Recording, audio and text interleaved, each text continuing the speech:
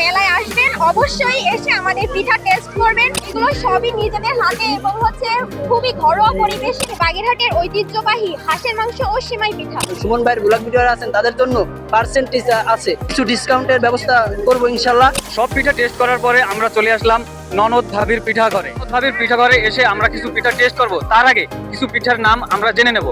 প্রথমেই আছে তাল পিঠা, এটা আমাদের দেশীয় ফল দিয়ে সুন্দরভাবে তৈরি। নেক্সট আছে সুজি বরফি, এটার টেস্ট অনেক বেশি ভালো। এটা ঘি, সুজি আরো অন্যান্য অনেক সুস্বাদু উপকরণ দিয়ে এটা বানানো হয়েছে নিজেদের হাতে এবং ঘরে। পরে নেক্সট আছে ঘিরের পিঠা, এখানে আছে ফিরনি, এটা খুবই টেস্টি। আছে সেমাই পিঠা, খেজুরের রসের একেবারে পিওর। এরপরে আছে রস চিটাই। দেন এইখানে আছে নকশি পিঠা, বাগেরহাটের ঐতিহ্যবাহী হাঁসের মাংস ও সিমাই পিঠা। পাটিসাপটা, এটা আমাদের ঝালপুরি। এগুলো সবই নিজেদের হাতে এবং খুবই ঘরোয়া পরিবেশে এবং স্বাস্থ্যকর ভাবে তৈরি। আচ্ছা, মেলায় আসবেন, অবশ্যই এসে আমাদের পিঠা টেস্ট করবেন, এটা খুবই হাইজেনিক এবং সুস্বাদু।